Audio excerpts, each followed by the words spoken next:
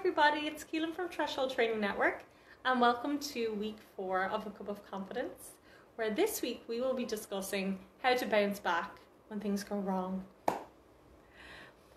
So the last couple of weeks we spoke about confidence and a lot of the confidence myths that are held, and one that I would have held myself is that, confident people find everything a breeze, they're experts in their field, they're really good at public speaking, they're really good at engaging with others, whereas actually that's not really the case at all. We're all humans, and when we're put in any kind of challenging situation, be it a job interview, first day of college, taking a test, meeting a new group of people, these new and trying situations are bound to bring up uncomfortable emotions. A really nice way that I like this explained is Russ Harris. He's an author. In his book, The Happiness Trap, he talks about the struggle switch.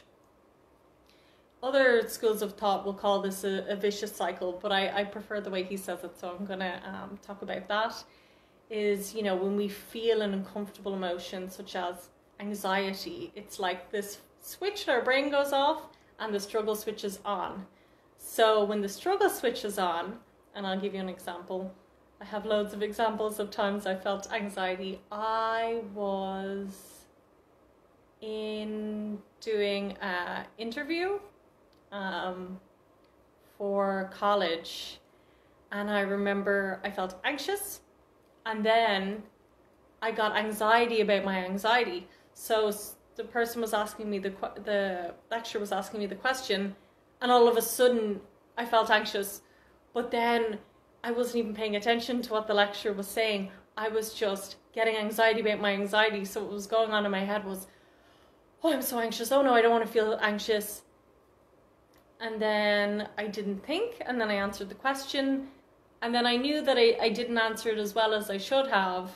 And then I got very frustrated. So I got very frustrated with myself, frustrated about my anxiety and thinking in my head all the while. Instead of paying attention to the task at hand, I was frustrated and how dare this happen to me, and this is so unfair.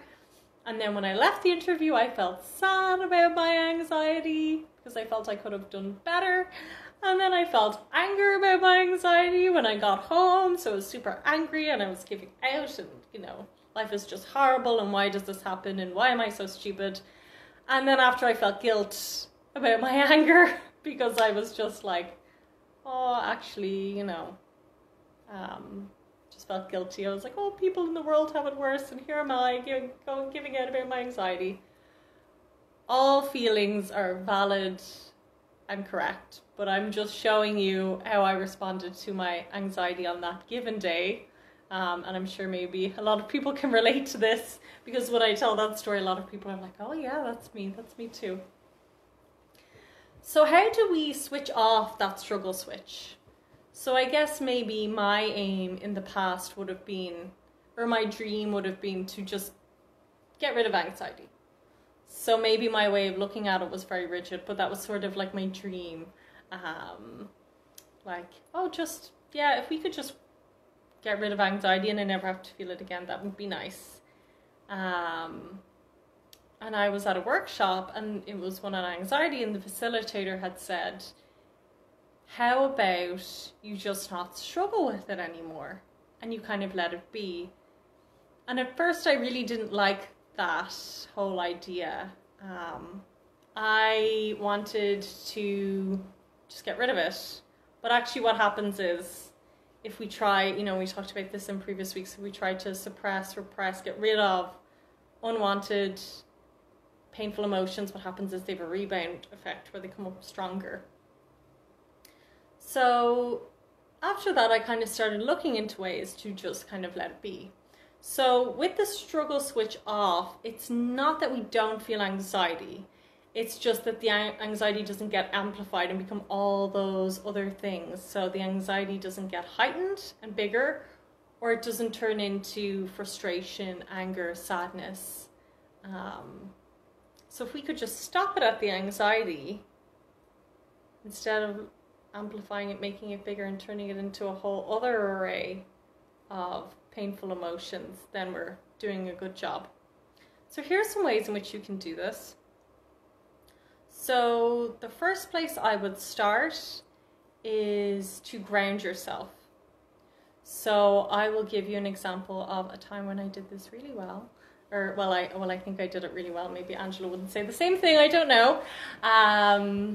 When I went for my interview in Threshold, I made a lot of mistakes and I was quite anxious. So when I came in, I don't know what hit me, but I got a huge wave of anxiety. And I did that thing, when you get anxious and you're not really listening and you're focusing on your anxiety. So I think Angela asked me a question and I didn't even think about what the question was. I was just so caught up in my internal talk that I just started saying an answer, but actually saying it really fast to a point where the words were coming out of my mouth and I was like, oh, she probably can't understand what I'm saying because I'm speaking so fast. Like, she wouldn't have been able to pull apart. So I knew in that second to press pause. So I guess the first place I would start is to know the signs of when you're getting anxious. So for me, what happens is I start to talk very fast. I'm a fast talker anyway, but I talk very fast. I'm hitting a lot of things in one moment. I also know when I'm feeling anxious, I'm not properly focused. So actually the question, when I was answering it, I knew straight away, because I'd forgot what I was supposed to answer, that I wasn't actually listening. So I knew it by my voice, and I knew it as well by my chest. I kind of feel this kind of tightness around my chest. I have very rigid posture. My shoulders kind of go up. So I kind of checked in with myself. Now, it was very obvious that I was talking very fast because actually nothing of what I was saying even made sense to me. So actually, sometimes if you're feeling confident enough, it would be good to call it. So with Angela, I did say, do you know what? I'm feeling a little bit anxious, so I just need a moment. And she was fine with that. And actually what I find is when you tell people that you're just feeling a little bit anxious, or even if you don't feel comfortable saying you're anxious, saying I need a moment is a good place to start. So that's a very brave place to start. But another place we can go is in the body. So what I did then when I took that moment, I put my feet on the floor. So when we ground ourselves, so what was happening was I was all up in my head. So when I was asked that question in the job interview, I just started going on and on and on, and I was just all up here. And then I was so caught up in my anxiety and what I was saying and the way I was saying it, that actually when we're all up in our head, we need to come down to the body. And this is a great place to start. So what I started doing then when I took that moment, and this will only take 10 seconds maybe even, I just press my feet into the floor and I notice my feet against the floor. So if you want to take a moment now and join in with me, you can do this here. So just kind of feeling your feet against the floor, noticing the toes, noticing the soles of your feet, and kind of just gently pushing in the feet into the floor.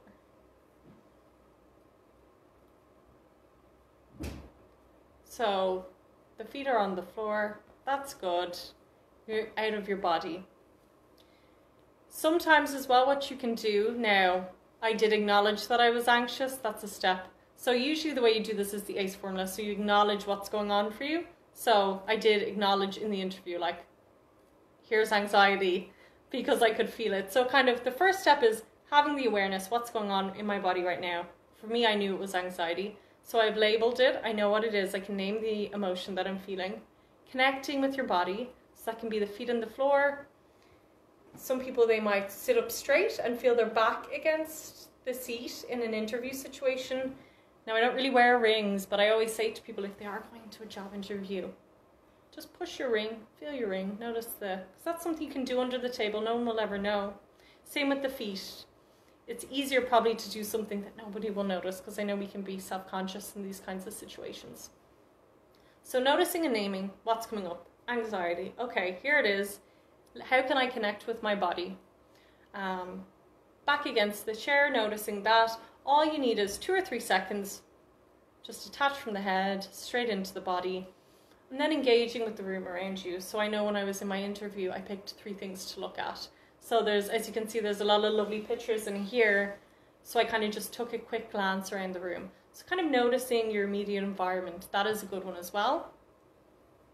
And even if you can't do all 3 of these in an interview or a stressful situation, just pick one and it will help. One to start off with. And the one to start off with could just be like, okay, acknowledging that you're anxious. But yeah, try and mix it up. If you can do all 3, that's great too. So I kind of paused for a moment. For me, it's very important. The one that's the most important to me is just come into the body and get out of the head. So I did that. And then I just took a second and just asked, oh, could you ask me the question again? So I did. And things went better. And people are usually nice about it. My biggest fear was to tell someone I was anxious, because then, you know, the cat would be out of the bag, and wouldn't that be terrible if they knew? But actually people respond so much better, and it just makes everything go smoother, because, you know, generally people are quite nice, and they want to make you feel comfortable for the most part. So another thing that I did, which I think is really important in these kind of situations, and I talked before about public speaking, and that public speaking was a big part of my life for a long time, and that public speaking was like my biggest fear. So I think when you connect to the meaning, that's very important. And I think even with the job interview for TTN, even though I really don't like interviews, and when I was sitting there, I don't think I really wanted to be there all that much, because I felt very overwhelmed. But, you know, when I sat there, I took a moment to say, oh, wow, I really want this job. And, you know, this would be very meaningful to me to have this job, to do something nice in my community. So I kind of kept connecting back to that when things were stressful.